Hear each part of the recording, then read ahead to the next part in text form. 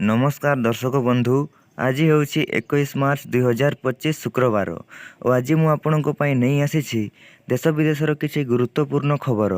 तेणु चलतु सेगुड़िक उपरे नजर पकाइबा। नंबर 1, पुलिस माओवादी गुड़ी विनियम, जड़े जवान शहीद। छत्तीसगढ़ रे पुलिस माओवादी मध्य गुड़ी विनियम। बीजापुर जिला गंगलुरे गुड़ी विनियम होईछि। पुलिस एनकाउंटर रे 2 हार्डकोर माओवादी निपात होइथिबा बेले जड़े डीआरजी जवान शहीद होइथिबा नहीं बीजापुर एसपी पक्षर सूचना जारी करा जाइछि। सेहीपरि विपुल परिमाण रे विस्फोरक सामग्री जबत करा जाइछि। सेहीपरि नारायणपुर जिलार अभुजामाड़ जंगल रे माओवादी आईडी विस्फोरण करिसंती, जेउथिरे 2 जन जवान गुरुतर आहत होइछंती। एसटीएफ एवं डीआरजी जवान माओवादी दमन पई कम्बी ऑपरेशन बेले आईडी विस्फोरण होइथिला। गुरुतर जवानंकु नारायणपुर जिला डाक्तरखाना रे भर्ती करा जाइछि। नंबर 2, अमेरिका रे भारतीय छात्र गिरफ। हामास सहित संपर्क रखिबा अभियोग रे अमेरिका रे अटक रहिछंती जने भारतीय युवक। भारतीय नागरिक बदर खान सूरी को गिरफ करिछि।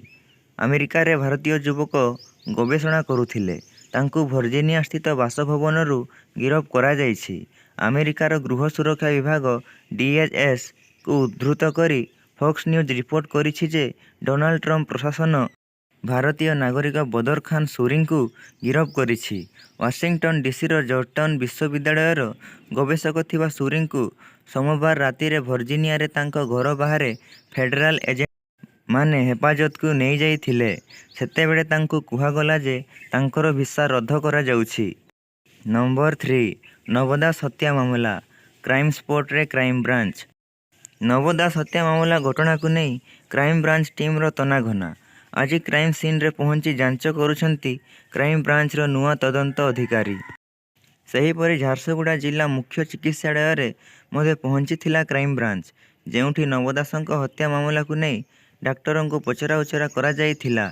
पूर्वतन सीडीएमओ डोड़नड़ी पटेलों बयान रेकर्ड करा जाइछि। भुवनेश्वर एयरलिफ्ट को नहीं मध्य पचरा उचरा करा जाइछि। गतकाली मुख्यमंत्री को भेटिथिले नवदासंक पत्नी, झियो एवं पुओ। यह पूर्वर मंगलवार नवदासंक घरे पहुंची परिवार लोकों बयान मध्य रेकर्ड करा जाइछि। सेहीपरि गतकाली झारसुगुड़ा हॉस्पिटल और विमान बंदर रे पचरा उचरा करिछि क्राइम ब्रांच टीम। नंबर 4, सुरक्षाकर्मी को बड़ सफलता, 22 माओवादी निपात। सुरक्षाकर्मी को मिली बड़ सफलता। मालकानगिरी जिला सीमंत छत्तीसगढ़ बीजापुर जिलार गंगलुर जंगल रे पुलिस माओवादी मध्य जोरदार गुड़ी विनिमय होई प्रत्येक स्थान रे 22 माओवादी निहत होइछंती। गंगल अंचल रे 18 माओवादी निहत होइथिला बेले कंकेर रे आउ 4 माओवादी निपात होइछंती। पुलिस एनकाउंटर रे एही माओवादी माने निहत होइथिबा सूचना देइछंती बीजापुर एसपी। माओवादी को बड़ धरणर बेस कैंप थिला एही जंगल रे, तेणु पुलिस एनकाउंटर रे माओवादी को बड़ क्षति होइथिबा जणा पड़िछि। एबे भी गुड़ी विनिमय जारी रहिछि। सेहीपरि नारायणपुर जिलार अभुजमाड़ जंगल रे माओवादी आईईडी विस्फोरण करिछंती। एथिरे जणे जवान शहीद होइछंती। एसटीएफ एवं डीआरजी जवान माओवादी दमन पई कम्बी ऑपरेशन जाइथिबा बेले माओवादी आईडी विस्फोरण करिथिले। गुरुतर जवानों को नारायणपुर जिला मुख्य चिकित्सालय रे चिकित्सा करा जाउछि। एही घटना परे अभुजमाड़ जंगल रे सर्च ऑपरेशन को जोरदार करा जाइछि। नंबर 5, मस्को को बड़ दाबी, आसंता 20 रु 30 वर्ष मध्य स्पेसएक्स द्वारा मंगल ग्रह को मानव यात्रा करि परिबे। आसंता 20 रु 30 वर्ष मध्य स्पेसएक्स द्वारा मंगल ग्रह को मानव यात्रा करि परिबे बोली स्पेसएक्स रो मालिक तथा सीईओ एलन मस्क कहिछंती। एक गणमाध्यम को देइथिबा साक्षात्कार रे मस्क कहिछंती, मंगल ग्रह को महाकाशचारी को नेबारे आमे सक्षम हेबु। वास्तव रे आमे मंगल ग्रह जीवाकू चाहूथिबा कौनसी व्यक्ति को सेठाकू नहीं पारिबु। एहा ही कंपनीर दीर्घसूत्री लक्ष्य। तेबे यह केते वर्ष मध्य संभव होई पारिबो? प्रश्नर जवाब रे मस्क कहिसंती से विचार करुछंती आसंता 20 रु 30 वर्ष मध्य यह संभव होई पारिबो। नंबर 6, बीएड ना लेखा पई प्रकाश पाइला विज्ञप्ति, मार्च 24 रु आवेदन आरंभ। शिक्षा वर्ष 2025-26 निमंते 2 वर्षीय बीएड एम एड बीएचएड ପାଠ୍ୟକ୍ରମରେ ନାମଲେଖା ପ୍ରକ୍ରିୟା ଶୀଘ୍ର ଆରମ୍ଭ କରାଯିବ ପାଇଁ ରାଜ୍ୟ ସରକାର ନିଷ୍ପତ୍ତି ଗ୍ରହଣ କରିଛନ୍ତି। ପ୍ରବେଶିକା ପରୀକ୍ଷା ଆସନ୍ତା ଜୁନ୍ ମାସ ପ୍ରଥମ ସପ୍ତାହରେ ଅନୁଷ୍ଠିତ ହେବ। ଛାତ୍ରଛାତ୍ରୀମାନଙ୍କର ଭବିଷ୍ୟତ ଓ ବୃହତ୍ତର ସ୍ୱାର୍ଥକୁ ଦୃଷ୍ଟିରେ ରଖି ଶିକ୍ଷାବର୍ଷ 2025-26 ପାଇଁ ନାମଲେଖା ପ୍ରକ୍ରିୟାକୁ ଶୀଘ୍ର ଆରମ୍ଭ କରିବା ପାଇଁ ଉଚ୍ଚଶିକ୍ଷା ବିଭାଗ ପକ୍ଷରୁ ନିଷ୍ପତ୍ତି ନିଆଯାଇଛି। ଏଥିପାଇଁ ଆବେଦନକାରୀଙ୍କ ପାଇଁ ଆସନ୍ତା ମାର୍ଚ୍ଚ 24 ତାରିଖ ଠାରୁ କମନ ଆପ୍ଲିକେସନ ଫର୍ମ CAF ପୂରଣ ପ୍ରକ୍ରିୟା ଆରମ୍ଭ ହେବ। ଏଥିସହ ଶିକ୍ଷାବର୍ଷ 2025-26ରେ 2 ବର୍ଷିଆ B.Ed.M. ଏଡ୍ B.Ed ପାଠ୍ୟକ୍ରମକୁ ଆସନ୍ତା 24 ଜୁଲାଇ 2025 ତାରିଖ ସୁଦ୍ଧା ଆରମ୍ଭ କରାଯିବା ପାଇଁ ଲକ୍ଷ୍ୟ ରଖାଯାଇଛି। ନମ୍ବର 7 ରାଜ୍ୟରେ ଆଜିଠୁ ସକାଳୁଆ ସ୍କୁଲ। ଆଜିଠୁ ହେବ ସକାଳୁଆ ସ୍କୁଲ। ଏନେଇ ଗଣଶିକ୍ଷା ବିଭାଗ ପକ୍ଷରୁ ସୂଚନା ଜାରି ହୋଇଛି। ସକାଳ 6:30ରୁ ଆରମ୍ଭ ହୋଇ 10:30ରେ ସରିବ ସ୍କୁଲ। ବିଜ୍ଞପ୍ତି ଅନୁସାରେ ଆସନ୍ତାକାଲି ଶୁକ୍ରବାର ଠାରୁ ବିଦ୍ୟାଳୟଗୁଡ଼ିକରେ ସକାଳୁଆ ପାଠପଢ଼ା ହେବ। ଛାତ୍ରଛାତ୍ରୀମାନେ ସକାଳ 6:30ରୁ କ୍ଲାସ ଆରମ୍ଭ କରିବେ। ପାଠପଢ଼ା ସମୟ ସକାଳ 6:30ରୁ ଆରମ୍ଭ ହୋଇ 10:30 ପର୍ଯ୍ୟନ୍ତ ଜାରି ରହିବ।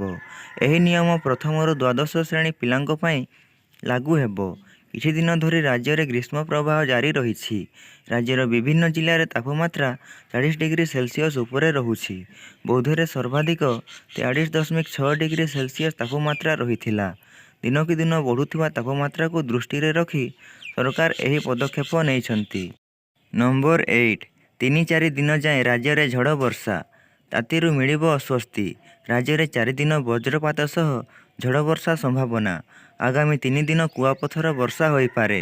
24 ଘଣ୍ଟା ମଧ୍ୟରେ ଘଡ଼ଘଡ଼ି ବର୍ଷା ନେଇ 4 ଜିଲ୍ଲାକୁ ଅରେଞ୍ଜ ୱାର୍ଣ୍ଣିଂ ଜାରି କରାଯାଇଛି। ସେହି 4 ଜିଲ୍ଲା ହେଲେ ମୟୂରଭଞ୍ଜ, ବାଲେଶ୍ୱର, କେନ୍ଦୁଝର, ସୁନ୍ଦରଗଡ଼। ଏହି ସମୟରେ 50ରୁ 60 କିଲୋମିଟର ବେଗରେ ପବନ ବୋହିପାରେ ବୋଲି ଆଶଙ୍କା କରିଛି ଆଞ୍ଚଳିକ ପାଣିପାଗ କେନ୍ଦ୍ର। ଏହାଛଡ଼ା 10ଟି ଜିଲ୍ଲାକୁ ମଧ୍ୟ ୟେଲୋ ୱାର୍ଣ୍ଣିଂ ଜାରି କରାଯାଇଛି।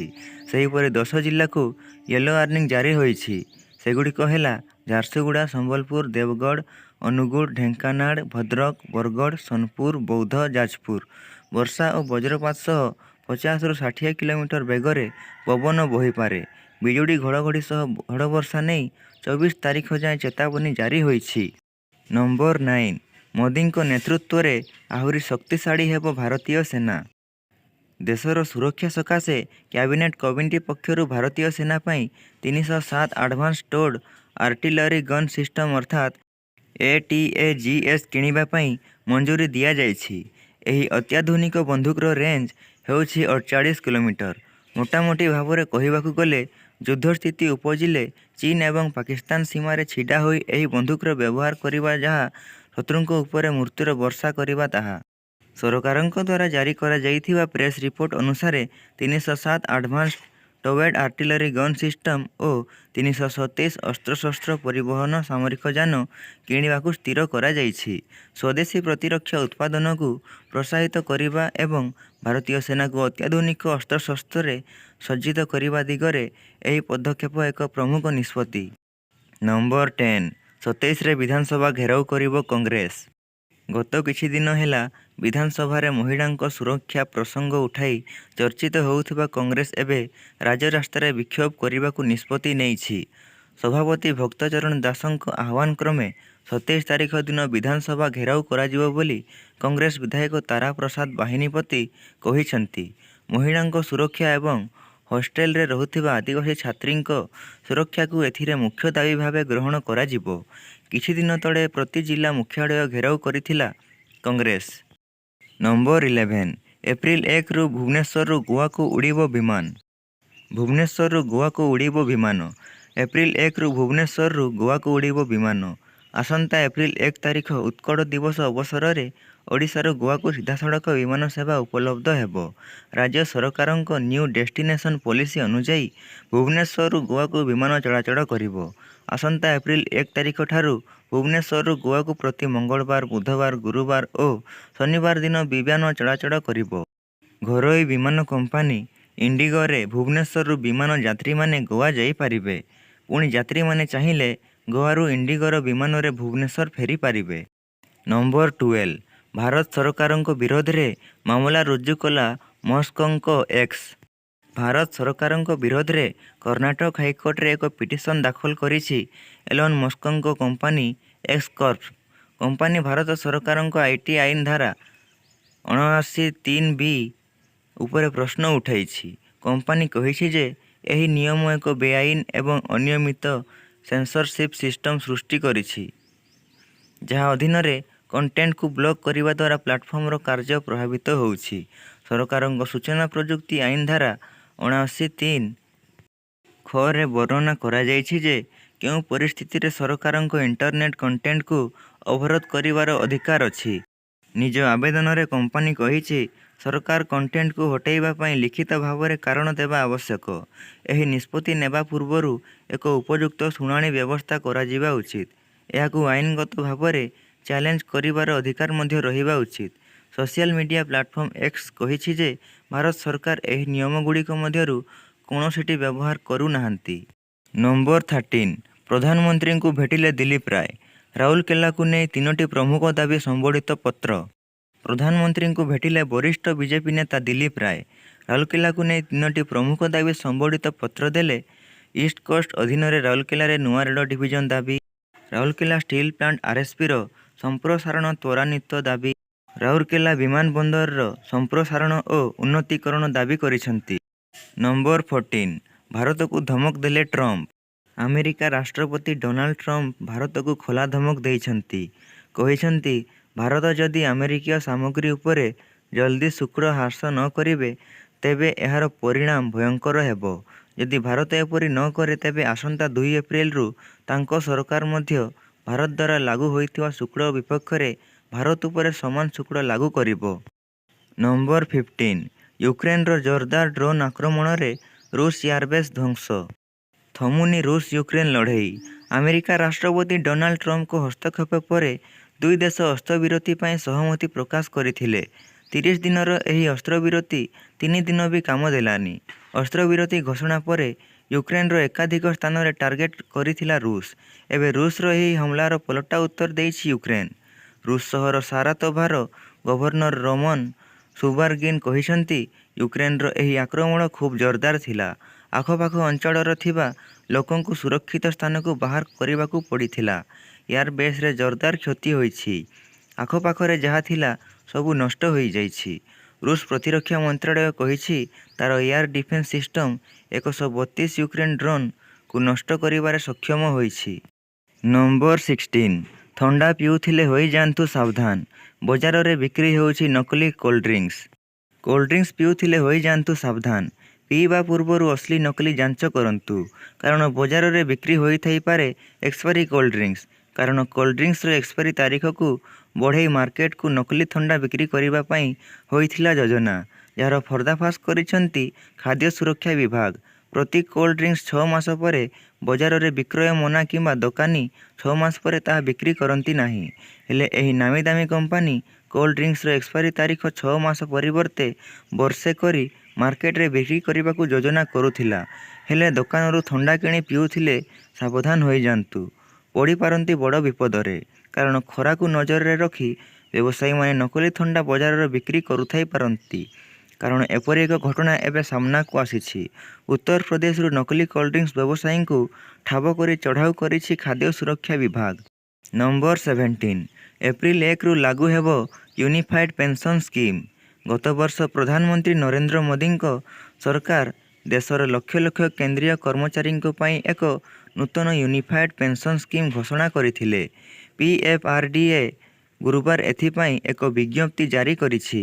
ବର୍ତ୍ତମାନ ଏହା ଆଗାମୀ ଆର୍ଥିକ ବର୍ଷରୁ ଅର୍ଥାତ୍ 1 ଏପ୍ରିଲ 2025 ଠାରୁ ସମଗ୍ର ଦେଶରେ କାର୍ଯ୍ୟକାରୀ ହେବ।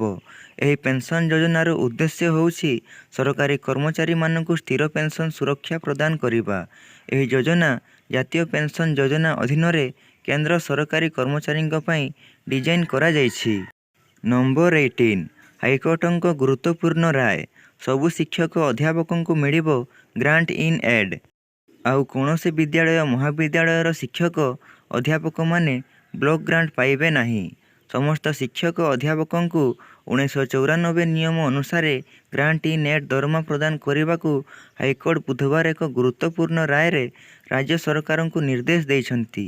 ପ୍ରାୟ 300 ଆବେଦନକାରୀ ଶିକ୍ଷକ ଅଧ୍ୟାପକଙ୍କ ପକ୍ଷରୁ ଆଗତ ମାମଲାର ଏକତ୍ର ଶୁଣାଣି କରି ହାଇକୋର୍ଟର ବିଚାରପତି ଜଷ୍ଟିସ୍ ବିରଜା ପ୍ରସନ୍ନ ଶତପଥୀ ଏହି ନିର୍ଦ୍ଦେଶ ଦେଇଛନ୍ତି।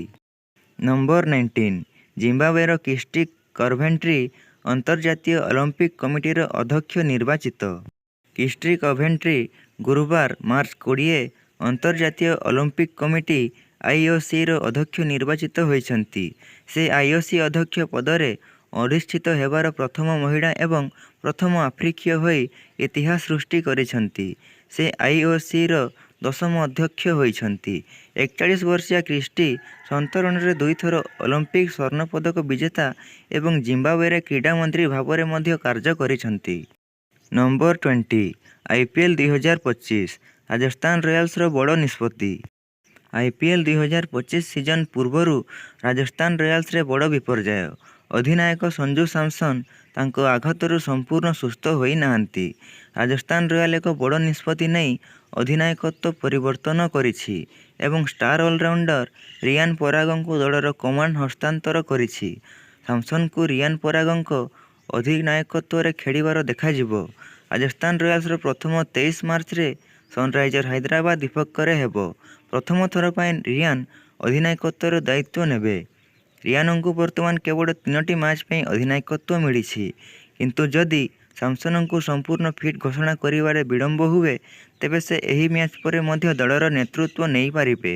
ରିଆନ୍ ପୂର୍ବରୁ ଘରୋଇ କ୍ରିକେଟରେ ତାଙ୍କ ଦଳ ଆସାମକୁ ଅଧିନାୟକ ଭାବରେ ଦାୟିତ୍ୱ ନେଇଥିଲେ।